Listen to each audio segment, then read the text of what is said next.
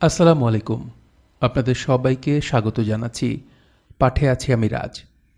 পড়ছি ড্যান ব্রাউনের বিখ্যাত mystery thriller উপন্যাস দ্য ডা ভিঞ্চি কোড এর ৭ম পর্ব।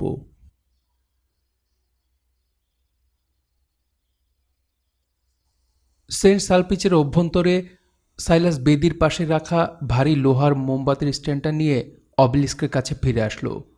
এটা দিয়ে অনায়াসেই হাতুড়ির কাজ করা যাবে।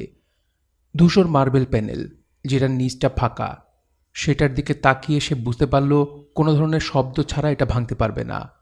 মার্বেলের উপর লোহার আঘাতের শব্দটা ঘরের ছাদে প্রতিধ্বনিত হবে। এটা কি নান শুনতে পারবে? এই সময়ের মধ্যে উনি নিশ্চিত ঘুমিয়ে যাবেন। তারপরও সাইলাস কোনো ঝুঁকি নিতে চাইল না। লোহার স্ট্যান্ডটার মাথা একটা কাপড় দিয়ে পেঁচিয়ে নেবার দরকার, কিন্তু সে বেদির লিনেন কাপড় ছাড়া আর কিছুই দেখতে পেল না। ওটাকে অসম্মান করতে চাইল না সাইলাস। আমার আলখাল্লাটা, সে ভাবল। সে জানে বিশাল এই চার্চে সে একাই আছে। সাইলাস শরীর থেকে আলখাল্লাটা খুলে ফেলল। ওটা খুলতে গিয়ে কাপড়ের রাশ সাইলাসের পিঠের ক্ষতে লেগে যাওয়াতে একটু ব্যথা করল। নিম্নাঙ্গের অন্তর্বাসটা ছাড়া সে এখন নগ্নই বলা চলে। সাইলাসের আলখাল্লাটা লোহার স্ট্যান্ডের মাথায় পেঁচিয়ে নিল। তারপর ফ্লোরের টাইলসের মাঝ বরাবর নিশানা করে সজোরে আঘাত করল। একটা ভোঁতা শব্দ হলো, কিন্তু পাথরটা ভাঙল না। আবারও আঘাত করলে ভোঁতা আওয়াজটা হলো, কিন্তু সেই সাথে ভেঙে যাবার শব্দও শোনা গেল। তৃতীয় আঘাতের টাইলসটা পুরোপুরি ভেঙে গেলে ফ্লোরের নিচের গহ্বরটা দেখা গেল। একটা কক্ষ। খুব দ্রুত আরও কিছু টাইলস খুলে সাইলাস ফোকরটা দিয়ে ভেতরে তাকিয়ে দেখল। হাঁটু গেড়ে বসার সময় তার রক্ত টকবক করছিল। বিবর্ণ ফ্যাকাশে হাত দুটোয় ভর করে সে ভেতরে ঢুকে পড়ল। প্রথমে তার কিছুই মনে হলো না। ভেতরের কক্ষটার জমিন মসৃণ পাথরের, আর সেটা একেবারেই খালি। তারপর রোজলাইন রেখাটা ধরে কয়েক হাত এগুতেই একটা কিছু স্পর্শ পেল। পাতলা একটা পাথরের তক্তা। সেটার কোনা দুটো হাত দিয়ে ধরে তুলে ফেলল। সাইলাস দেখতে পেল একটা অমসৃণ পাথরের ফলক। তাতে কিছু লেখা খোদাই করা আছে। কিছুক্ষণের জন্য তার নিজের মনে হলো আধুনিককালের মুসা পয়গম্বর বলে। ফটকটার লেখাগুলো পড়ে সাইলাস দারুণ অবাক হলো। সে আশা করেছিল কিস্টোনে একটা মানচিত্র হবে, অথবা একটা জটিল নির্দেশনা, কিংবা হয়তো কোনো কোড। কিস্টোনটা দেখা যাচ্ছে আসলে সহজ সরল একটা প্রস্তর ফলক। জব 38 অধ্যায় 11 অনুচ্ছেদ, বাইবেলের একটা পংক্তি। সাইলাস এমন সহজ সরল জিনিস দেখে হতবাক হয়ে গেল। তারা যে গোপন জায়গাটা খুঁজে ফিরছে সেটা বাইবেলের একটা পংক্তিতে প্রকাশ করা হয়েছে। ভাতৃসংঘ কি শেষ পর্যন্ত ঠাট্টা করল? জব অধ্যায় 38 পংক্তি 11। যদিও সাইলাসের 11 নম্বর পংক্তিটা হুবহু মুখস্থ নেই, তারপরও সে জানত জব পুস্তকে এমন একজন লোকের গল্প বলা হয়েছে যার ঈশ্বরের বিশ্বাসটা পরীক্ষা করবার পরেও টিকেছিল। যথার্থই, সে ভাবল, তার উত্তেজনার সাথে মিলে যাচ্ছে। মাথার উপর তাকিয়ে সাইলাস না হেসে পারল না। প্রধান বেদির উপরে রাখা বই রাখার বড় একটা স্ট্যান্ড, তার উপরে চামড়ায় মোড়ানো বিশাল একটা বাইবেল রাখা। ব্যালকনির ওপরে দাঁড়িয়ে সিস্টার সানরিন কাঁপছিলেন। লোকটা যখন তার আলখেল্লাটা আচমকা খুলে ফেলল, তখন চলে যেতে উদ্যত হয়েছিলেন তিনি। তার প্রতি যে নির্দেশ ছিল সেটা পালন করতে চাইছিলেন। লোকটার ফ্যাকাশে সাদা চামড়া দেখে তিনি ভয় পেলেন। তার চওড়া বিবর্ণ পিঠটা রক্তে ভিজে আছে। এমনকি এখান থেকে তিনি স্পষ্ট দেখতে পেলেন টাটকা ক্ষতচিহ্নগুলো। লোকটাকে নির্দয়ভাবে চাবুক মারা হয়েছে।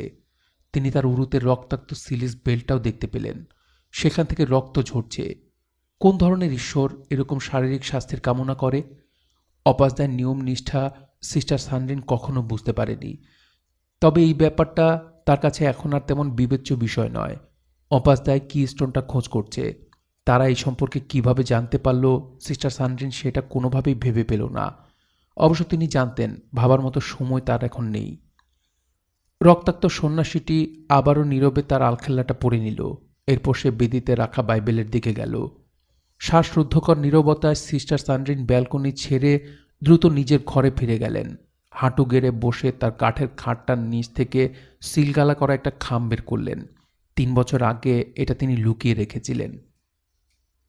খামটা ছিঁড়ে খুলে দেখতে পেলেন প্যারিসের 4টা ফোন নাম্বার। কাঁপতে কাঁপতে তিনি ডায়াল করলেন। নিচে পাথরের ফলকটি সাইলাস তুলে নিয়ে আসলো বেদির সামনে। অন্য হাতে চামড়ার বাইবেলটা তুলে নিল সে। তার লম্বা লম্বা সাদা আঙুল দিয়ে পাতা উল্টাতে শুরু করলো। ওল্ড টেস্টামেন্টটা ঘেঁটে ঘেঁটে বুক অব জব খুঁজে পেল সে। ৩৮তম অধ্যায়টা বের করলো। যে শব্দগুলো সে খুঁজছে সেই শব্দগুলো পেয়ে গেল এখানে। তারাই পথ দেখাবে। ১১ নম্বর পংক্তিটা খুঁজে পেয়ে সাইলাস সেটা পড়ে দেখল। এতে মাত্র ৭টা শব্দ রয়েছে। দ্বিধাগ্রস্ত হয়ে গেল। সে ওটা আবার পড়তে লাগলো। তার মনে হচ্ছিল বিশাল একটা ভুল হয়ে গেছে। পংক্তিটা একেবারেই সহজ সরল। এ পর্যন্তই তোর আসা উচিত, এর চেয়ে বেশি না। সিকিউরিটি ওয়ার্ডেন ক্লদ গ্রুয়ার্ড মোনালিসার সামনে অবনত হয়ে দাঁড়িয়ে থাকা তার বন্দির সামনে অস্ত্র তাক করে রেখে দারুণ উত্তেজনা অনুভব করল। এই বাঁধচোরটা জ্যাক সোনিয়াকে হত্যা করেছে। সোনিয়া ছিলেন গ্রুয়ার্ড এবং তার টিমের কাছে একজন স্নেহপরায়ণ পিতার মতন। গ্রুয়ার্ড ট্রিগারটা টিপে রবার্ট ল্যাংডনের পিঠে একটা বুলেট ঢুকিয়ে দেওয়া ছাড়া আর কিছুই ভাবতে পারছিল না। একজন সিনিয়র ওয়ার্ডেন হিসেবে গ্রুয়ার্ড হলো সেই সব স্বল্প সংখ্যক লোকদের একজন যে সঙ্গে করে অস্ত্র বহন করে। সে নিজেকে প্রবোধ দিল যে ল্যাংডনকে খুন করা মানে ফরাসি জেলখানায় যাওয়া আর বেজু ফসের সাথে দ্বন্দ্বে জড়িয়ে পড়া। গ্রুয়ার্ড তার কোমরের বেল্ট থেকে ওয়াকি টকি নিয়ে ব্যাকআপের জন্য সাহায্য চাইল, কিন্তু সে কেবল ঘর ঘর শব্দই শুনতে পেল। এই কক্ষের বাড়তি ইলেকট্রনিক সিকিউরিটির জন্য সবসময় রক্ষীদের যোগাযোগ বিঘ্নিত হয়ে থাকে। আমাকে দরজার কাছে যেতে হবে। ল্যাংডনের দিকে অস্ত্রটা তাক করে রেখেই গ্রুয়ার্ড আস্তে আস্তে পিছু হটে দরজার বাইরের দিকে যেতে লাগল। তার তৃতীয় পদক্ষেপেই সে কিছু একটা বুঝতে পেরে একটু থামল। এটা আবার কি? ঘরটার মাঝখানে কিছু একটা নড়ে চড়ে উঠছে, একটা ছায়ার অবয়ব। এই ঘরে তাহলে আরেকজন আছে? দূরের অন্ধকারে একটা মেয়েকে নড়তে দেখা যাচ্ছে। তার সামনে একটা বেগুনি আলোর রেখা ফ্লোরের এদিক ওদিক ছোটাছুটি করছে, যেন রঙিন ফ্ল্যাশ লাইটটা দিয়ে কেউ কিছু খুঁজছে। কুয়েসলা, গ্রুয়ার্ড গর্জন করে বলল। শেষ ৩০ সেকেন্ডের মধ্যে দ্বিতীয়বারের মতো শিরদাঁড়া দিয়ে শীতল অনুভূতিটা অনুভব করল। আচমকাই সে খেই হারিয়ে ফেলল। অস্ত্রের নিশানাটা কোথায় তাক করবে আর কোন দিকেই বা সে যাবে। পিটিএস, মেয়েটা শীতল কণ্ঠে জবাব দিল। এখন লাইটটা দিয়ে সে খোঁজাখুঁজি করে যাচ্ছে। Police technique at scientific. Grouard এবার ঘামে ভিজতে শুরু করল। আমি ভেবেছিলাম সব এজেন্টই এখান থেকে চলে গেছে। সে বেগুনি আলোটা চিনতে পারল, আলট্রাভায়োলেট রশ্মি। পিটিএস দলের কাছে এগুলো থাকে। তারপরও সে বুঝতে পারল না কেন ডিসিপি যে এখানে প্রমাণ বা আলামতের জন্য খোঁজাখুঁজি করছে। ভোতার নম, গ্রুয়ার্ড চিৎকার করে বলল। তার ষষ্ঠ ইন্দ্রিয় বলল কিছু একটা অসঙ্গতি রয়েছে। রিপদে, সেসওয়ে। কণ্ঠটা খুব শান্ত। ফরাসিতে বলল, সোফি নেভু। গ্রুয়ার্ডদের মনে হলো গ্রুয়ার্ডদের মনের কোণে কোথাও এই নামটা আছে, সোফি নেভু। এই নামটা তো সোনিয়ার নাতনির নাম, তাই না? ছোটবেলায় সে এখানে আসতো, কিন্তু সেটা তো অনেক বছর আগের কথা। এই মেয়েটা সম্ভবত সে নয়। আর যদি সে সোফি নেভুই হয়ে থাকে, তারপরও তাকে বিশ্বাস করার কোনো কারণ নেই। গ্রুয়ার্ড সোনিয়া এবং তার নাতনির সাথে সম্পর্কচ্ছেদের গুজবটা শুনেছিল। আপনি আমাকে চেনেন? মেয়েটা বলল। রবার্ট ল্যাংডন আমার দাদুকে খুন করেনি, বিশ্বাস করুন। ওয়ার্ডেন গ্রুয়ার্ড এই কথাটা আমলেই নিল না। আমার দরকার ব্যাকআপের। তার ওয়াকি টকিতে আবারও চেষ্টা করল, সারা শব্দ কিছুই পেল না। প্রবেশদ্বারটা এখান থেকে আরও ২০ গজ পেছনে। গ্রুয়ার্ড আস্তে আস্তে পিছনে হটতে লাগলো।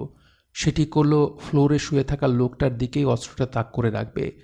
পিছু হটতে গ্রুয়ার্ড দেখতে পেল মেয়েটা ঘরের অন্য পাশ থেকে তার ইউভি লাইটটা দিয়ে সল দিয়ে তাদের দেয়ালে মোনালিসার ঠিক বিপরীতে টাঙানো বিশাল একটা ছবির দিকে আলো ফেলে কি যেন খুঁজছে। গ্রুয়ার্ড ভাবল, বুঝতে চেষ্টা করছে কোন পেইন্টিং সেটা। ঈশ্বরের দোহাই, মেয়েটা করছে কি? সোফি নেবুর মনে হলো তার কপালটা ঠান্ডা ঘামে ভিজে গেছে। ল্যাংডন মাটিতে ডানা ছড়ানো ইগলের মতোই পড়ে আছে। একটু, রবার্ট, এই তো। জানতো তাদের প্রহরী কাউকে গুলি করবে না। সোফি তার নিজের কাজেই মনোযোগ দেবার মনস্থির করল। একটা মাস্টারপিসের পুরোটাই খুঁজে দেখল, বিশেষ করে আরেকটা দ্য ভিঞ্চি। কিন্তু ইউভি লাইটে কিছুই ধরা পড়ল না, ফ্লোরেও না, দেয়ালেও না, এমনকি ক্যানভাসেও না। এখানে কিছু একটা তো আছেই। সোফির মনে হলো সে তার দাদুর সংকেতের পুরোটাই ঠিকভাবে মনমুদ্ধার করতে পেরেছে। এছাড়া আর কী বা তিনি বোঝাতে চাইবেন। যে মাস্টারপিসটা সে পরীক্ষা করল সেটা 5 ফুট লম্বা একটা ক্যানভাস। দ্য ভিঞ্চি একটা অদ্ভুত দৃশ্য এঁকেছিলেন, যাতে যৌথভাবে কুমারী মেরি শিশু যিশুকে কোলে নিয়ে বসে আছেন। পাশে জন দ্য ব্যাপটিস্ট এবং ইউডিলের এঞ্জেল একটা পাথরের ওপর দাঁড়িয়ে আছে। সোফি যখন ছোট ছিল তখন তার দাদু এই ছবিটার কাছে তাকে জোর করে ধরে না নিয়ে এসে মোনালিসার দর্শন শেষ করতেন না। গ্রেপেয়া, আমি এখানে, কিন্তু সেটা দেখতে পাচ্ছি না। তার পেছনে সে শুনতে পেল রকিটা আবার সাহায্যের জন্য রেডিওতে যোগাযোগ করার চেষ্টা করে যাচ্ছে। ভাবো, সে মোনালিসার বুলেট প্রুফ কাচের ওপর লেখা মেসেজটা আবার দেখল, so dark the con of man. তার সামনের পেইন্টিংটার কোনো কাজ নেই যাতে কোনো মেসেজ লেখা থাকতে পারে। সোফি জানে তার দাদু বিখ্যাত কোনো মাস্টারপিসের উপর কিছু লিখে সেটা নষ্ট করবেন না। সে একটু থামল। সামনে তো কোনোভাবেই নয়। তার চোখ ওপরের দিকে গেল। ক্যানভাসটা সিলিংয়ের থেকে যে তারটা দিয়ে ঝোলানো রয়েছে সেটা লাফিয়ে ধরল। এটাই কি তবে সেই জিনিস? ক্যানভাসটার বাম দিকটা ধরে তার কাছে টেনে আনলো সেটা। ছবিটা বেশ বড়, তাই দুলতে লাগলো। সোফি কোনো মতে তার মাথাটা ক্যানভাসের পেছনে ঢুকিয়ে উঁকি মারল।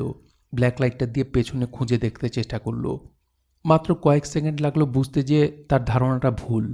ছবিটার পেছন দিকে কালো আর বিবর্ণ।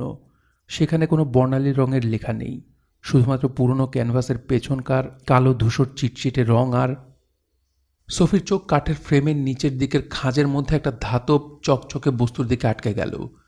জিনিসটা ছোট, সেটাতে আটকে আছে জলজলে একটা সোনার চেইন। সোফি যার পণ্যায় বিস্মিত হলো। চেইনটার সাথে লাগানো আছে অতি পরিচিত সোনার চাবিটা। চাবিটার চওড়া মাথাটা ক্রুশাকৃতির, আর তাতে আছে একটা খোদাই করা সিল, যা সে 9 বছরের পর আর কখনো দেখেনি। একটা ফ্লার দ্য লিস, তার সাথে আছে পিএস অক্ষরটা। সোফির মনে হলো তার দাদুর অশরীরী কণ্ঠস্বরটা তার কানে ফিসফিস করে বলছে, যখন সময় আসবে চাবিটা তোমার হবে। তার দাদু মারা গেলেও নিজের প্রতিশ্রুতি ঠিকই রক্ষা করেছেন। এটা বুঝতে পেরে তার গলাটা শুকিয়ে কাঠ হয়ে গেল। এই চাবিটা দিয়ে একটা বাক্স খোলা যায়। তার কণ্ঠটা বলছে, সেখানে আমি অনেক গোপনীয় জিনিস রাখি। সোফি এবার বুঝতে পারল আজকের রাতের পুরো শব্দ খেলার সত্যিকারের উদ্দেশ্য ছিল এই চাবিটা।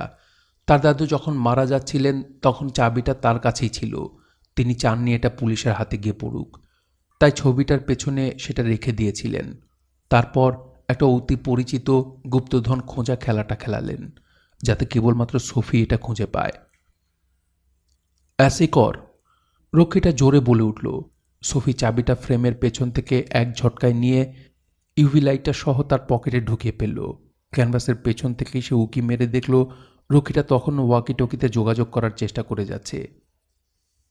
সে পিছু হটে হটে প্রবেশদ্বারের দিকে যাচ্ছে, আর হাতে ধরা অস্ত্রটা ল্যাংডনের দিকেই তাক করে রাখা। অ্যাসি কর, সে আবারও রেডিওতে চিৎকার করে বলল। কোনো সারা শব্দ নেই। লোকটা যোগাযোগ করতে পারছে না। সোফি বুঝতে পারল। তার মনে পড়ে গেল প্রায়শই দর্শনার্থী পর্যটকরা মোনালিসা দেখে অভিভূত হয়ে তাদের সেল ফোনে কথা বলতে গিয়ে দেখে যোগাযোগ করা সম্ভব হচ্ছে না। এখানের দেয়ালে এক্সট্রা সার্ভিলেন্স যন্ত্রের জন্য কোনো ধরনের বেতার যোগাযোগ একরকম অসম্ভব হয়েই পড়ে, যদি না দরজার বাইরে না গিয়ে সেটা করা হয়। রক্ষীটাও এখন খুব দ্রুত দরজার দিকে বের হয়ে যাচ্ছে। সোফি জানে তাকে এক্ষুনি কিছু একটা করতে হবে। বড় ছবিটার পেছন থেকে সোফি তাকিয়ে দেখছিল আর ভাবছিল যে লিওনার্দো দ্য ভিঞ্চি আজ রাতে দ্বিতীয়বারের মতো সাহায্যে আসতে পারে কিনা। আর মাত্র কয়েক মিটার দূরেই। ব্রুয়াত মনে মনে বলল, অস্ত্রটা তাক করেই রাখল। আরেতেজ উওজোলা দে ত্রুইস, মেয়েটা ঘরের এক পাশ থেকে বলে উঠল। ব্রুয়াত তাকিয়ে দেখেই পিছু হটা থামিয়ে দিল। মদিওনো। ঘোলাটে লাল আলোর মধ্য দিয়ে সে দেখতে পেল মেয়েটা ঝুলে থাকা তারটা ছিঁড়ে ফেলে একটা বিশাল চিত্রকর্ম তার সামনে দাঁড় করিয়ে রেখেছে। 5 ফুট লম্বা ছবিটা মেয়েটাকে প্রায় ঢেকেই ফেলেছে। রুয়াদ প্রথমে অবাক হয়ে ভাবল ছবিটা তার থেকে ছিঁড়ে ফেলার সময় অ্যালার্ম কেন বাজল না। অবশ্য পরক্ষণে সে বুঝতে পারল তারগুলোর সাথে অ্যালার্মের সেন্সরটা এখনও নতুন করে সেট করা হয়নি। মেয়েটা করছে কি? দৃশ্যটা দেখে তার রক্ত ঠান্ডা হয়ে গেল। ক্যানভাসটার মাঝখানে ফুলে উঠেছে। কুমারী ম্যারি, শিশু যিশু, জন ব্যাপটিস্টের নাজুক জায়গাটা ছিঁড়ে যাবার উপক্রম হলো। নো! রুয়াদ চিৎকার করে বলল। দা ভিঞ্চির অমূল্য চিত্রকর্মটি এই অবস্থায় দেখে সে ভয়ে জমে গেল। মেয়েটা ক্যানভাসের পেছন থেকে হাঁটু দিয়ে ছবিটার মাঝখানে চাপ দিচ্ছে। নো! রুয়াদ তার পিস্তলটা ল্যাংডনের থেকে সরিয়ে মেয়েটার দিকে তাক করেই বুঝল এটা একটা অসার হুমকি। ক্যানভাসটা কাপড়ের হলেও সেটা একেবারে অভেদ্য, $6 মিলিয়ন দামের একটা বর্ম। আমি দ্য ভিঞ্চিকে গুলি করতে পারি না। আপনার ওয়াকিটকি আর অস্ত্রটা নামিয়ে রাখুন। মেয়েটা ফরাসিতে শীতল কণ্ঠে বলল, তা না হলে আমি এই ছবিটা ছিঁড়ে ফেলব। আমার মনে হয় আপনি জানেন আমার দাদু এতে কীরকম কষ্ট পেত। গ্রুয়াদ একটা হতবুদ্ধিকর অবস্থায় পড়ে গেল। দয়া করে না, এটা ম্যাডন অব দি রক্স। সে তার ওয়াকিটকি আর অস্ত্রটা ফেলে দিয়ে মাথার উপর দুহাত তুলে ধরল। ধন্যবাদ আপনাকে, মেয়েটা বলল। এখন আমি যা বলি তাই করুন, তাহলে সব কিছু ঠিকঠাক হয়ে যাবে। কিছুক্ষণ বাদে ল্যাংডন যখন সোফির পাশাপাশি জরুরি বহির্গমনের সিঁড়িটা দিয়ে বের হতে লাগলো, তখন তার নাড়ি স্পন্দনটা লাফাচ্ছিল। লুভরের সল দিয়ে তাতে রকিটাকে মাটিতে শুইয়ে দিয়ে ওখান থেকে বের হবার সময় থেকে তারা একটা কথাও বলেনি। রকির পিস্তলটা এখন ল্যাংডনের হাতে, আর এই জিনিসটা পরিত্যাগ করার জন্য একটু অপেক্ষা করতে চাইল না। অস্ত্রটা তার কাছে খুবই ভারী এবং অচেনা মনে হচ্ছিল। একসাথে দুটো করে সিঁড়ি ভেঙে নামতে নামতে ল্যাংডন অবাক হয়ে ভাবছিল, সোফি কি জানে যে ছবিটা সে প্রায় নষ্ট করে ফেলতে যাচ্ছিল সেটা কত দামি? আজ রাতে এই অ্যাডভেঞ্চারের জন্য মেয়েটা ভালো একটা ছবি বেছে নিয়েছিল। দা ভিঞ্চির যে ছবিটা সে নিয়েছিল সেটা অনেকটা মোনালিসার মতোই। শিল্প ইতিহাসবেত্তাদের কাছে প্রচুর পরিমাণে প্যাগান প্রতীক লুকিয়ে থাকার জন্যে সমালোচিত ও আলোচিত। তুমি খুব দামি জিমই বেছে নিয়েছিলে, দৌড়াতে দৌড়াতে ল্যাংডন তাকে বলল। ম্যাডন অব দি রক্স, সে জবাব দিল। কিন্তু আমি এটা বেছে নিইনি, আমার দাদুই বেছে নিয়েছেন। তিনি ওটার পেছনে আমার জন্য ছোট্ট একটা জিনিস রেখে গিয়েছেন। ল্যাংডন মেয়েটার দিকে অবাক হয়ে তাকালো। কিন্তু কিন্তু তুমি কি করে জানলে কোন ছবিটাতে সেটা আছে? ম্যাডন অব দি রক্স কেন? সোডার দ্য কন অফ ম্যান। সে একটা বিজয়ের হাসি হাসল। আমি প্রথম দুটো অ্যানাগ্রাম ধরতে পারিনি রবার্ট, তৃতীয়টা ঠিকই ধরতে পেরেছি। তারা মরে গেছে। সিস্টার সান্ড্রিন সেন্ট সালপিচের নিজের ঘরে বসে ফোনটা হাতে নিয়ে ভয়ে কাঠ হয়ে আছেন। তিনি অ্যান্সারিং মেশিনে একটা মেসেজ রেখে দিয়েছেন, দয়া করে ফোনটা তুলুন, তারা সবাই মরে গেছে। প্রথম 3টি টেলিফোন নাম্বারে ফোন করে ভয়াবহ ফল পাওয়া গেল। একজন হিস্টেরিয়াগ্রস্ত বিধবা, এক গোয়েন্দা হত্যা হবার পর ঘটনাস্থলে এসে পৌঁছেছেন এবং একজন বিষণ্ণ পাদ্রী শোকসন্তপ্ত পরিবারকে সান্ত্বনা দিচ্ছেন। 3টা নাম্বারের সবগুলি অকেজো, আর এখন তিনি শেষ। অর্থাৎ চতুর্থ নাম্বারটা ফোন করতেই, বাকি 3টা নাম্বার ফোন করে না পেলেই কেবল এই নাম্বারটা তিনি করতে পারবেন। একটা অ্যান্সারিং মেশিনের কণ্ঠ শুনতে পেলেন। রেকর্ড করা কণ্ঠটা নিজের কোনো নাম বা পরিচয় না দিয়ে সোজা বলে দিল মেসেজটা ছেড়ে যেতে। ফ্লোরের প্যানেলটা ভেঙে ফেলা হয়েছে, মেসেজটা বললেন। বাকি 3জন মারা গেছেন। সিস্টার সান্ড্রিন যে 4জনকে রক্ষা করছেন তাদের পরিচয় তিনি জানতেন না, কিন্তু তার বিছানার নিচে সযত্নে রাখা 4টা ব্যক্তিগত ফোন নাম্বার কেবল একটা ক্ষেত্রেই ব্যবহার করার কথা, যদি কখনো ফ্লোর প্যানেলটা ভাঙা হয়। অদেখা মেসেঞ্জার তাকে বলেছিলেন, তার মানে আমাদের মধ্যে কেউ জীবননাশের হুমকির মুখে একটা মিথ্যা কথা বলতে বাধ্য হয়েছেন। নাম্বারগুলোতে ফোন করুন, বাকিদের সতর্ক করে দিন, এক্ষেত্রে ব্যর্থ হবেন না। সেটা ছিল একটা নিঃশব্দ অ্যালার্ম। এটা সহজ সরলতা বোকাও বুঝতে পারবে। এই পরিকল্পনাটার কথা যখন তিনি প্রথম শুনেছিলেন অবাকই হয়েছিলেন। যদি একজন ভাইয়ের পরিচয় উন্মোচিত হয়ে যায় তবে একটা মিথ্যা বলবেন তিনি, যা ঘুরে ফিরে বাকিদের কাছে পৌঁছে যাবে সতর্ক হবার জন্য। আজ রাতে মনে হচ্ছে কমপক্ষে একজন তো ধরা পড়ে গেছেই। দয়া করে উত্তর দিন, তিনি ভয়ে ভয়ে ফিসফিস করে বললেন। কোথায় আপনি? ফোনটা রাখুন। দরজা থেকে একটা গম্ভীর কণ্ঠ বলল। ভীত সন্ত্রস্ত হয়ে সিস্টার তাকিয়ে দেখতে পেলেন বিশাল সন্ন্যাসীটাকে, তার হাতে ভারী মোমবাতির স্ট্যান্ডটা ধরা। কাঁপতে কাঁপতে তিনি ফোনটা নামিয়ে রাখলেন। তারা সবাই মারা গেছে, সন্ন্যাসীটা বলল। 4জনের সবাই, আর তারা আমার সাথে চালাকি করেছে। এবার আপনি বলুন কিস্টোনটা কোথায় আছে? আমি জানি না, সিস্টার সান্ড্রিন সত্যি করেই বললেন। এই গুপ্ত ব্যাপারটা অন্যরা জানে, অন্যরা যারা মারা গেছেন। লোকটা সামনের দিকে এগিয়ে আসলো, তার সাদা হাতে লোহার স্ট্যান্ডটা শক্ত করে ধরা। আপনি এই চার্চের একজন সিস্টার, তারপরও আপনি তাদের হয়ে কাজ করেন। যিশুর একটা সত্যবাণী আছে, সিস্টার সান্ড্রিন দৃঢ়ভাবে বললেন। আমি অপাসদায়ের মধ্যে সেটা দেখতে পাইনি। লোকটার চোখে আচমকা একটা ক্রোধের ছায়া দেখা গেল। সে শক্ত হাতে স্ট্যান্ডটা তুলে ধরল। সিস্টার সানরিন পড়ে যাবার সময় শেষ যে জিনিসটা তার মনে হচ্ছিল সেটা হলো এক ধরনের স্বতঃস্ফূর্ত পূর্বাভাস। 4 জনে সবাই মারা গেছেন। দুর্লভ সত্যটা চিরতরের জন্যই হারিয়ে গেল। ল্যাংডন আর সোফি প্যারিসের গভীর রাতে প্রবেশ করতেই ড্যানন উইংয়ের পশ্চিম প্রান্তের সিকিউরিটি অ্যালার্মটা সশব্দে বেজে উঠে আশেপাশের তুইলেরি গার্ডেনের কবুতরগুলোকে এদিক ওদিক ছড়িয়ে দিল। প্লাজায় রাখা সোফির গাড়ির কাছে যেতেই ল্যাংডন দূর থেকে পুলিশের গাড়ির সাইরেন শুনতে পেল। এই তো, এটা এখানে, সোফি বলল। প্লাজায় রাখা নাক বোচা 2 সিটের লাল গাড়িটার দিকে ইঙ্গিত করল সে। সে ঠাট্টা করছে, তাই না? গাড়িটা ল্যাংডনের দেখা সবচাইতে ছোটোখাটো একটা গাড়ি। স্মার্ট গাড়ি, সোফি বলল। লিটারে 100 মাইল চলে। সোফি গাড়িটার ইঞ্জিন চালু করতেই ল্যাংডন কোনো মতে ওটার ভেতর গিয়ে বসে পড়ল। গাড়িটা ঝাঁকি খেয়ে ফুটপাতের ওপরে উঠে যেতেই ল্যাংডন 2 হাতে গাড়ির ড্যাশবোর্ডটা ধরে রাখল। লাফাতে লাফাতে সেটা কারুজেল দু লুভরের ছোট্ট একটা গলি দিয়ে ছুটতে লাগল। সঙ্গে সঙ্গেই সোফির মনে পড়ে গেল শর্টকাট পথটার কথা। গলিটা দিয়ে সোজা চলে গেলেই হবে। ম্যারিডান চত্বরটার ভেতর দিয়ে তারা গোল ঘাসের চত্বরটা সোজা মারিয়ে গেল। না, ল্যাংডন চিৎকার করে উঠল। সে জানত কারুজেল দো লুভরের একেবারে মাঝখানে একটা গহ্বর আছে, লা পিরামিড ইউনিভার্সি। উল্টো পিরামিড স্কাইলাইটটা সে জাদুঘরের ভেতরে আগেই দেখেছিল। ওটা তাদের ছোট্ট স্মার্ট গাড়িটাকে খুব সহজেই গিলে ফেলতে পারার মতোই বিশাল।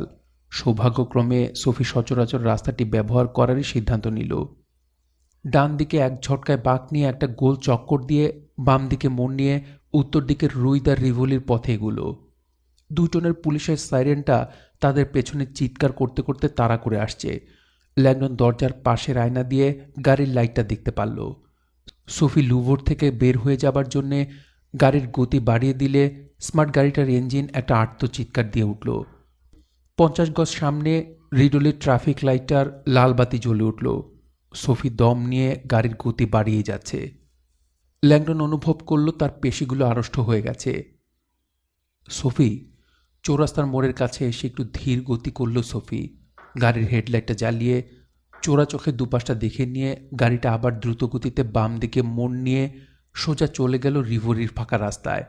এরপর তারা শাঁ প্যালেসির প্রশস্ত এভিনিউতে চলে এলো। গাড়িটা সোজা চলতেই ল্যাংডন নিজের আসন থেকে ঘুরে ঘাড় বেঁকিয়ে রিয়ার উইন্ডো দিয়ে রিভোরির দিকে তাকালো। সে দেখতে পেল পুলিশ আর তাদেরকে তাড়া করছে না। নীল আলোর সমুদ্রে জাদুঘরটা আলোকিত হয়ে আছে। তার হৃদস্পন্দন অবশেষে ধীর স্থির হলো। ল্যাংডন সোফির দিকে তাকিয়ে বলল, খুব মজার ব্যাপার ছিল এটা। মনে হলো না কথাটা সোফি শুনতে পেয়েছে। তার চোখ সামনের সুদীর্ঘ শাঁ প্যালেসের দিকে স্থির হয়ে আছে। 2 মাইল দীর্ঘ অভিজাত প্রান্তটাকে প্রায়শই প্যারিসের 5ম এভিনিউ হিসেবে ডাকা হয়। অ্যাম্বাসিটা এখান থেকে মাত্র 1 মাইল দূরে অবস্থিত। ল্যাংডন তার সিটে ঠিক করে বসে পড়ল। So dark the con of man. সোফির চটজলদি চিন্তাটা ছিল খুব impressive. Madonna of the rocks. Sophie বলেছে তার দাদু ছবিটার পেছনে তার জন্য কিছু একটা রেখে গেছেন, একটা চূড়ান্ত মেসেজ। সনিয়ার অসাধারণ লুকানোর জায়গাটার কথা না ভেবে ল্যাংডন পারল না। ম্যাডন অব দ্য রক্স আজ রাতে ব্যবহৃত প্রতীকগুলোর সাথে একেবারেই সঙ্গতিপূর্ণ আর সামঞ্জস্যপূর্ণ। মনে হচ্ছে সনিয়া প্রতিটি ক্ষেত্রেই লিওনার্দো দা ভিঞ্চির অজানা কালো অধ্যায় সম্পর্কে বেশ ভক্তির স্বাক্ষর রেখে গেছেন। দ্য ভিঞ্চির ম্যাডন অব দি রক্স ছবিটা আসলে ইমাকুলেট কনসেপশন নামে পরিচিত একটা ধর্মীয় দলের কাছ থেকে ফরমাইশ পেয়ে আঁকা হয়েছিল, যাদের দরকার ছিল মিলানে অবস্থিত সেন্ট ফ্রান্সিসকোর চার্চের বেদির ঠিক মাঝ বরাবর জায়গায় একটা চিত্রকর্মের। নান লিওনার্দোকে নির্দিষ্ট করে বলে দিয়েছিলেন কোন থিমের উপর ছবিটা হবে। কুমারী ম্যারি, শিশু জন দ্য ব্যাপটিস্ট, ইউরিয়েল এবং শিশু যীশুখ্রিস্ট একটা গুহায় আশ্রয় নিয়েছেন। যদিও দ্য ভিঞ্চি অনুরোধক্রমেই ছবিটা এঁকেছিলেন, তারপরও ছবিটা সমাপ্ত করে তাদের হাতে হস্তান্তর করার সময় ওই দলটি ভয়ে আঁতকে উঠেছিল, কেননা ছবিটাতে তিনি বিস্ফোরণমুখ আর বিব্রতকর জিনিসে ভরে রেখেছিলেন। ছবিটাতে দেখানো হয়েছে কুমারী ম্যারি নীল রঙের একটা গাউন পরে কোলে একটা শিশু নিয়ে বসে আছেন। শিশুটা হলো নবজাতক যিশু। ম্যারির বিপরীতে ইউরিয়েল, সেও আর একটা নবজাতক নিয়ে বসে আছে। সেই শিশুটা হলো জন দ্য ব্যাপটিস্ট। বিশ দৃশ্য ব্যাপারটা হলো যিশু আশীর্বাদ করছেন জনকে। প্রচলিত এই দৃশ্যটা না রেখে বরং জনি যিশুকে আশীর্বাদ করছে এমন দৃশ্য দেখানো হয়েছে, আর যিশু সেই ব্যাপারটা অনুমোদন করেছেন। আরও সমস্যা আছে। মেরির এক হাত শিশু জনের মাথার উপর, আর সেটা খুবই ভয় দেখানোর ইঙ্গিত করছে। তার আঙুলগুলো অনেকটা ঈগল পাখির বাঁকা নখের মতো একটা অদৃশ্য মাথা ধরে আছে যেন। চূড়ান্ত যে ভীতিকর জিনিস ছবিটাতে রয়েছে, ম্যারির কোঁকড়ানো আঙুলগুলোর নিচে ইউরিয়েল হাত দিয়ে একটা আঘাত করার ভঙ্গি করছে, যেন ম্যারির থাবা সদৃশ্য হাতে ধরা অদৃশ্য ঘাটটাকে কেটে ফেলবে। ল্যাংডনের ছাত্ররা সবসময় এটা জানতে পেরে বিস্মিত হয় যে দা ভিঞ্চি ধর্মীয় দলটাকে দ্বিতীয় আরেকটা ছবি এঁকে দিয়ে তাদের ক্ষোভ প্রশমিত করেছিলেন। ওয়াটারডাউন সংস্করণের ম্যাডোনা অব দি রক্সে সবাইকে অনেক বেশি প্রচলিত ভঙ্গিতে দেখানো হয়েছিল। দ্বিতীয় সংস্করণটা এখন লন্ডনের ন্যাশনাল গ্যালারিতে ভার্জিন অব দি রক্স নামে টাঙানো রয়েছে। অবশ্য ল্যাংডন এখন লুভরে রাখা প্রথম ছবিটাই পছন্দ করে থাকে। শাম প্যালেসের দিকে যেতেই সোফি গাড়িটার গতি আরও বাড়িয়ে দিলে ল্যাংডন বলল, চিত্রকর্মটার পেছনে কি ছিল? সোফির চোখ ছিল রাস্তার দিকে। জিনিসটা আমি আপনাকে অ্যাম্বাসির ভেতরে নিরাপদে পৌঁছাবার পরেই দেখাবো। তুমি ওটা আমাকে দেখাবে? ল্যাংডন খুব অবাক হয়ে বলল, তিনি তোমার কাছে একটা জিনিস রেখে গেছেন। সোফি হ্যাঁ সূচক ইঙ্গিত করল। ফ্লাড দ্য লিসে খোদাই করা, সেই সাথে পিএস অক্ষর সংবলিত। ল্যাংডন নিজের কানকে বিশ্বাস করতে পারছিল না। আমরা প্রায় এসে গেছি। স্মার্ট গাড়িটা ডান দিকে মোড় ঘোরাতেই সোফি ভাবল। বিলাসবহুল হোটেল দ্য সলোয়া অতিক্রম করে সারি সারি বৃক্ষের কূটনৈতিক এলাকাতে প্রবেশ করল। অ্যাম্বাসিটার দূরত্ব এখান থেকে 1 মাইলেরও কম। সোফির শেষ পর্যন্ত মনে হলো সে এখন স্বাভাবিক নিঃশ্বাস নিতে পারছে আবার। গাড়ি চালানোর সময়ও সোফির চিন্তাভাবনা আটকে ছিল পকেটে রাখা চাবিটার মধ্যে। অনেকদিন আগের দেখা সেই সোনার চাবিটা, পিএস অক্ষর দুটো আর ফ্লাড দ্য লিস সবগুলোই তার মনে পড়ে গেল। যদিও এতগুলো বছর ধরে চাবিটা সম্পর্কে সোফি খুব কমই ভেবেছে, তারপরও বুদ্ধিবৃত্তিক সম্প্রদায়ের সঙ্গে কাজকর্ম করতে করতে সোফি নিরাপত্তা সম্পর্কিত অনেক কিছুই শিখেছিল। তাই এই অদ্ভুত চাবিটা তার কাছে আর কোনো রহস্যময় জিনিস বলে মনে হলো না। একটা লেজার ম্যাট্রিক যন্ত্রপাতির মতো। এটা নকল করা অসম্ভব। অন্য চাবির মতো এর কোনো দাঁত নেই, আর প্রচলিত চাবির মতো এটা কাজ করে না। একটা ইলেকট্রিক চক্ষু দ্বারা এটা পরীক্ষিত হলেই কেবল চাবিটা কাজ করবে অত্যাধুনিক কোনো তালা খুলতে। একেবারেই সূক্ষ্ম একটা পদ্ধতি, একটু এদিক ওদিক হলেই কাজ করবে না। তাই এটা নকল করা একেবারেই অসম্ভব। সোফি ভাবতেই পারল না এরকম একটা চাবি দিয়ে কোন ধরনের জিনিস খোলা যায়। তবে তার মনে হলো রবার্ট তাকে এ ব্যাপারে সাহায্য করতে পারবে। হাজার হোক, জিনিসটা না দেখেই সে এটার খোদাই করা প্রতীকটার কথা বলতে পেরেছে। চাবিটার মাথায় আঁকা ক্রুশের চিত্রটা কোনো খ্রিস্টীয় সংগঠনের বলে মনে হলেও সোফি জানত কোনো চার্চে লেজার চাবি ব্যবহার করে না। তাছাড়া আমার দাদু খ্রিস্টান ছিলেন না। এর প্রমাণটা সোফি 10 বছর আগেই প্রত্যক্ষ করেছে। পরিহাসের ব্যাপার হলো সেটা ছিল আরেকটা চাবি, অনেক বেশি স্বাভাবিক চাবি, যা সোফির কাছে তার সত্যিকারের স্বভাবটা উন্মোচিত করেছিল। সেই বিকেলটা ছিল খুবই গরম, যখন সোফি শালদাগড় বিমানবন্দরে নেমেই একটা ট্যাক্সি ধরেছিল বাড়ি যাওয়ার জন্য। গ্র্যাপে আমাকে দেখে খুব অবাক হবেন সে ভেবেছিল। ব্রিটেনের গ্র্যাজুয়েট স্কুল থেকে বসন্তের ছুটি কাটাতে একটু আগেই দেশে ফিরেছিল সে। এনক্রিপশন পদ্ধতি সম্পর্কিত শিক্ষাটা গ্রহণ করে সোফি তার দাদুকে সে সম্পর্কে বলার জন্য আর অপেক্ষা করতে চাইছিল না। যখন প্যারিসের নিজ বাড়িতে এসে পৌঁছল, দেখল তার দাদু বাসায় নেই। হতাশ হয়েও সে বুঝতে পারল তিনি তো আর জানতেন না সোফি আসবে। অবশ্যই তিনি লুভরেই কাজ করছেন। কিন্তু আজ তো শনিবার, সে বুঝতে পারল তিনি সপ্তাহান্তে কাজকর্ম থেকে বিরত থাকেন। সপ্তাহান্তে তিনি সাধারণত হেসে সোফি গ্যারাজের দিকে ছুটল। নিশ্চিত ছিল দাদুর গাড়িটা থাকবে না। সপ্তাহান্তে জ্যাকসন নিয়ে একটা গাড়ি নিয়ে একটি জায়গাতেই চলে যান, নরম্যান্ডিতে তার অবকাশ যাপনের জন্য তৈরি করা সেতুতে। সেটা প্যারিসের উত্তরে অবস্থিত। লন্ডনে কয়েক মাস কাটিয়ে প্রকৃতির সান্নিধ্যে ছুটি কাটাবার জন্য উদ্গ্রীব ছিল সোফি। সময়টা তখন ছিল মাত্র সন্ধ্যা, তাই সে ঠিক করল সেখানে গিয়ে দাদুকে চমকে দিবে। এক বন্ধুর কাছ থেকে একটা গাড়ি ধার করে নিয়ে সোফি রওনা দিল। ঠিক 10টায় পৌঁছল সেখানে। তার দাদুর শ্যাতর এলাকায় প্রবেশের পথটা 1 মাইলেরও বেশি, আর অর্ধেক রাস্তায় আসতেই সে গাছপালার ফাঁক দিয়ে বাড়িটা দেখতে পেল। একটা বিশাল আকৃতির পাথরের তৈরি সেতু, পাহাড়ের পাশেই। সোফি আশা করেছিল এ সময়টাতে তার দাদু ঘুমিয়ে থাকবে, কিন্তু বাড়িটাতে বাতি জ্বলতে দেখে সে একটু উত্তেজিত বোধ করল। তার আনন্দ বিস্ময়ে রূপান্তরিত হলো যখন সে দেখতে পেল বাড়িটার প্রাঙ্গণটাতে অনেকগুলো গাড়ি পার্ক করা। মার্সিডিজ, বিএমডাব্লিউ, অদি আর রোলস রয়েস। সোফি কয়েক মুহূর্ত তাকিয়ে থেকে হাসিতে ফেটে পড়ল। আমার দাদু প্রখ্যাত সন্ন্যাসী জ্যাকসনিয়ে দেখে মনে হচ্ছে তিনি নিজেকে যতটা সন্ন্যাসী হিসেবে দাবি করেন আসলে তিনি ততটা নন। সোফির অনুপস্থিতিতে তিনি একটা পার্টির আয়োজন করেছেন বলেই মনে হচ্ছে, আর পার্ক করা গাড়িগুলো দেখেই বোঝা যাচ্ছে প্যারিসের প্রভাবশালী লোকেরা এখানে উপস্থিত আছেন। তাকে চমকে দেবার আশায় সোফি সামনের দরজার দিকে দ্রুত ছুটে গেল, কিন্তু দেখতে পেল দরজাটা বন্ধ। কড়া নেড়ে কোনো শব্দ পেল না। হতভম্ব হয়ে সে পেছনের দরজা দিয়ে ঢোকার চেষ্টা করল, সেটাও বন্ধ, কোনো সারা শব্দ নেই। হতাশ হয়ে কিছুক্ষণ দাঁড়িয়ে সে কিছু একটা শুনতে পেল। নরম্যান্ডির উপকূল থেকে ভেসে আসা ঠান্ডা বাতাসের ঝিরঝির শব্দই কেবল শুনতে পেল। না কোনো সঙ্গীত, না কোনো কণ্ঠ, কিছুই না। বনের নির্জনতায় সোফি দ্রুত বাড়িটার পাশে স্তূপ করা কাঠের উপর উঠে বসার ঘরের জানলা দিয়ে ভেতরে তাকালো। সে যা দেখতে পেল তাতে আরও বেশি হতভম্ব হয়ে গেল। এখানেও কেউ নেই, পুরো ঘরটাতে কেউ নেই, একেবারে ফাঁকা। লোকজন সব কোথায় গেল? তার হৃদস্পন্দন বেড়ে গেল। ছুটে গেল একটা বাক্সের কাছে, যেখানে তার দাদু বাড়তি একটা চাবি লুকিয়ে রাখতেন। সে দৌড়ে সামনের দরজা দিয়ে ভেতরে প্রবেশ করল। অভ্যর্থনা কক্ষে ঢোকা মাত্র সিকিউরিটি সিস্টেমটা লাল বাতি জ্বলতে শুরু করলো।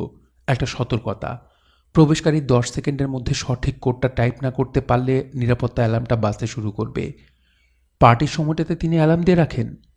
সোফি দ্রুত কোডটা টাইপ করে অ্যালার্মটা থামালো। ভেতরে ঢুকে সোফি পুরো ঘরটাকে জনমানব শূন্য দেখতে পেল। উপরের তলায়ও একই রকম। সে আবারও ফাঁকা অভ্যর্থনা কক্ষে এসে ভাবতে লাগলো সম্ভাব্য কি ঘটতে পারে। এরপরই সোফি সেটা শুনতে পেয়েছিল, চাপা একটা কণ্ঠস্বর, আর সেগুলো মনে হচ্ছে নিচ থেকে ভেসে আসছে। সোফি কল্পনাও করতে পারল না হামাগুড়ি দেশে মাটিতে কান পাতল। হ্যাঁ, শব্দটা নিশ্চিত নিচ থেকেই আসছে। কণ্ঠস্বরগুলো মনে হচ্ছে গান করছে অথবা ফিসফাস করছে। সোফি ভয় পেয়ে গেল। এই বাড়িতে যে একটা বেজমেন্ট রয়েছে সেটা সোফি জানত না। এবার অভ্যর্থনা কক্ষের চারপাশটা ভালো করে তাকিয়ে দেখল সোফি। পুরো ঘরটাতে সে শুধু একটা জিনিসই খুঁজে পেল, যা একটু সরে ছিল। তার দাদুর একটা প্রিয় অ্যান্টিক, একটা চওড়া টেপেস্ট্রি, যেটা পূর্ব দিকের দেয়ালে ফায়ারপ্লেসের পাশে সাধারণত টাঙানো থাকে। কিন্তু সেদিন সেটা একটু দূরে সরেছিল, যেন জিনিসটা কেউ ইচ্ছে করেই সরিয়ে রেখেছে। এতে করে ওটার পেছনের দেয়ালটা দেখা যাচ্ছে। কাঠের দেয়ালটার কাছে যেতেই সোফি শুনতে পেল আওয়াজটা বেড়ে যাচ্ছে। দ্বিধাগ্রস্ত হয়ে সে কাঠের উপর কান চেপে শুনতে চাইল। আওয়াজটা এবার খুব পরিষ্কার শোনা যাচ্ছে। লোকগুলো নিশ্চিত সুর করে গাইছে। গানের কথাগুলো সোফি ধরতে পারল না। এই দেয়ালটার পেছনে ফাঁকা জায়গা আছে। প্যানেলের কোনায় সোফি টের পেল একটা ছিদ্র আছে, একটা স্লাইডিং দরজা। তার হৃদস্পন্দন আবারও বেড়ে গেল। ছিদ্রটার মধ্যে আঙুল ঢুকিয়ে টান দিল সে। কোনোরকম শব্দ ছাড়াই ভারী দরজাটা সরতে লাগলো। ভেতরের অন্ধকার থেকে কণ্ঠস্বরের প্রতিধ্বনি শোনা যাচ্ছে। দরজাটি দিয়ে সোফি ভেতরে ঢুকেই দেখতে পেল খড়খড়ে পাথরের তৈরি একটা সিঁড়ি নিচের দিকে নেমে গেছে। সে ছোটবেলা থেকেই এ বাড়িতে নিয়মিত আসত, তারপরও এই ধরনের সিঁড়ির অস্তিত্ব সম্পর্কে তার কোনো ধারণাই ছিল না। ভেতরে ঢুকতেই বাতাসটা ঠান্ডা অনুভূত হলো। কণ্ঠস্বরগুলো আরও পরিষ্কার শোনা যাচ্ছে। এখন সে নারী পুরুষের কণ্ঠ শুনতে পেল। সিঁড়ির একেবারে নিচের ধাপে নেমে সে দেখতে পেল একটা ছোট বেসমেন্ট ফ্লোর। পাথরের ফায়ার লাইটের কমলা রঙের আলোতে জায়গাটা আলোকিত হয়ে আছে। দম নিয়ে সোফি ভালো করে তাকিয়ে দেখল কি হচ্ছে সেটা দেখতে কয়েক সেকেন্ড লাগলো তার। ঘরটা একটা গুহা, পাহাড়ের গ্রানাইটে তৈরি গহ্বরটা। দেয়ালের একটা মশালি ঘরটার একমাত্র বাতি। বাতির আলোতে 30 জন বা সেই সংখ্যক লোক ঘরটাতে গোল হয়ে দাঁড়িয়ে আছে। আমি স্বপ্ন দেখছি, সোফি নিজেকে বলেছিল। এটা স্বপ্ন ছাড়া আর কি। ঘরে সবাই মুখোশ পরে আছে। মহিলারা পরেছে সাদা গাউন আর সোনালি জুতা। তাদের মুখোশগুলো সাদা, হাতে সোনালি রঙের গোলক ধরা। পুরুষেরা কালো আলখাল্লা পরা, তাদের মুখোশও কালো। তাদেরকে দেখে বিশাল দাবার কোট বলে মনে হচ্ছে। বৃত্তের সবাই সামনে এবং পেছনে দুলছে আর সুর করে গাইছে। তাদের সামনে কোনো কিছু রাখা আছে। সেটাকে তারা এভাবে শ্রদ্ধা জানাচ্ছে। কিছু একটা যা সোফি দেখতে পাচ্ছিল না। সুরধ্বনিটা আরও স্পষ্ট শোনা যেতে লাগলো। সেটা ক্রমশ বেড়ে বজ্রপাতের মতো প্রবল হলো এবার। অংশগ্রহণকারীরা এক কদম এগিয়ে গিয়ে হাঁটু গেড়ে বসে পড়ল। ঠিক সেই মুহূর্তেই সোফি মাঝখানে কি হচ্ছে সেটা দেখতে পেল। দৃশ্যটা দেখে ভয়ে পিছু হটে গেল। এই দৃশ্যটা তার মনে চিরকালের জন্য গেঁথে গিয়েছিল। তার বমি বমি ভাব হলে সে মাথা ঘুরে পড়ে যেতে লাগলো। পাথরের দেয়ালটা কোনোভাবে হাতড়াতে সে সিঁড়ি দিয়ে উঠতে চেষ্টা করল। দরজাটা টেনে বন্ধ করে ওই বাড়িটা ছেড়ে চলে গেল সে। কাঁদতে কাঁদতে গাড়ি চালিয়ে সেই রাতে প্যারিসে ফিরে এসেছিল সোফি। ওই রাতে সোফি ভগ্ন হৃদয় নিয়ে সব কিছু গোছগাছ করে বাড়ি ছেড়ে চলে গিয়েছিল। ডাইনিং রুমের টেবিলের উপর একটা চিরকুট রেখে গিয়েছিল সে। আমি সব দেখে ফেলেছি, আমাকে খোঁজার চেষ্টা করবে না। চিরকুটটার পাশেই শ্বেতর বাড়িটার পুরনো একটা চাবি রেখে দিয়েছিল। সোফি, ল্যাংডন তাড়া দিয়ে বলল, থামাও থামাও। স্মৃতি থেকে ফিরে এসে সোফি জোরে ব্রেক কষল। কি কি হয়েছে? ল্যাংডন সামনের রাস্তার দিকে ইঙ্গিত করল। দৃশ্যটা দেখে সোফির রক্ত ঠান্ডা হয়ে গেল। 100 গজ সামনে রাস্তার মোড়টায় ডিজিপিজের কয়েকটা গাড়ি পথ আটকে দাঁড়িয়ে আছে। তাদের উদ্দেশ্য খুবই পরিষ্কার। তারা গ্যাব্রিয়েল এভিনিউটা সিল করে দিয়েছে। ল্যাংডন একটা দীর্ঘশ্বাস ফেলল। অ্যাম্বাসিতে যাওয়াটা আজ রাতে কঠিন হয়ে যাচ্ছে। রাস্তায় দাঁড়িয়ে থাকা ডিজিপিজের দুজন অফিসার তাদের দিকে তাকালো। ঠিক আছে সোফি, খুব ধীরে ধীরে ঘুরিয়ে ফেলো। সোফি স্মার্ট গাড়িটা একটু পেছনে নিয়ে বিপরীত দিকে ঘুরিয়ে ফেলল। গাড়িটা ছুটতে এসে শুনতে পেল কতগুলো চাকার খ্যাচ খ্যাচ শব্দ আর সাইরেনের আওয়াজ। সোফি সঙ্গে সঙ্গে এক্সেলেটরে চাপ দিল।